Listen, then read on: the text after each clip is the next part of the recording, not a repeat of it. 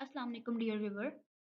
इस वीडियो में आपको ये बताऊँगी कि आपने वीएस कोड के अंदर अगर आपने कोई भी लाइब्रेरी वगैरह डाउनलोड करनी हो तो आप वो कैसे डाउनलोड करेंगे, ठीक है?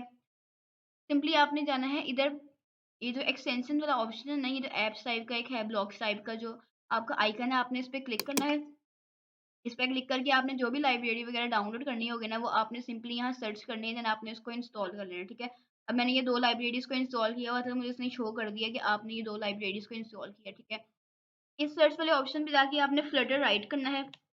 जैसे ही आपने फ्लटर राइट किया तो आपके पास ना नीचे ड्रॉप डाउन में डिफरेंट आपके फ्लटर के ऑप्शन आपके पास ओपन हो जाएँगे। तो सिंपल सिर्फ फ्लटर है ना, आपने इसको आपने क्लिक करना है।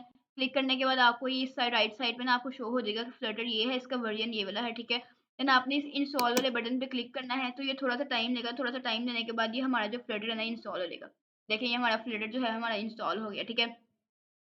उसके बाद आपने यहाँ डॉट भी करना है, क्योंकि डॉट जो एक है ना, ये फ्लटर के अंदर जो प्रोग्रामिंग लैंग्वेजेस यूज़ होती है, ठीक है? आपने डॉट लिख के तो आपने नीचे ड्रॉप डाउन में डॉट आया, आपने इस पे क्लिक किया तो आपने इसको भी ना, जैसे मैंने पिछला इंस्टॉल किया ना, आपने इसको इंस्टॉल कर लेना है, ठीक है? अगर आपने इसको अनइंस्टॉल करना हो तो आपने सिंपली इस बटन पे क्लिक करना है, तो आपका अनइंस्टॉल भी हो जाएगा, ठीक है?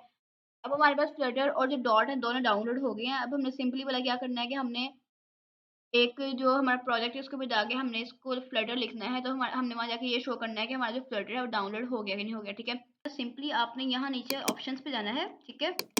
आपने इधर टर्मिनल पे क्लिक करके इधर लिखना है, टर्मिनल वाले ऑप्शन पे क्लिक करके आपने यहाँ लिखना है फ्लटर और स्पेस छोड़ के डैश डैश वर्जन। जैसे ही आप लिखेंगे ना, तो ये आपको शो कर देगा कि आपका जो फ्लटर का वर्ज़न कौन-सा है, और आपको ये भी बता देगा कि आपका फ्लटर जो है वो डाउनलोड हुआ कि नहीं हुआ, ठीक है? जैसे ही मैंने लिखा, देन मैं एंटर पे क्लिक करूँगी तो ये थोड़ा-सा टाइम लेने के बाद उसने मुझे शो कर दिया है कि जो आपका फ्लटर है उसका 3.16.9 इसका वर्ज़न है, तो उसने बता दिया है कि आपका जो फ्लटर है ना वो डाउनलोड हो गया है। जैसे आपके पास ऐसे ऑप्शन आ रहे हैं, ऐसी चीज़ें लिखी हुई आ जाए, इसका मतलब ये है कि जो आपका फ्लटर है ना वो डाउनलोड हो गया, ठीक है? इसके अंदर वीएस कोड के अंदर।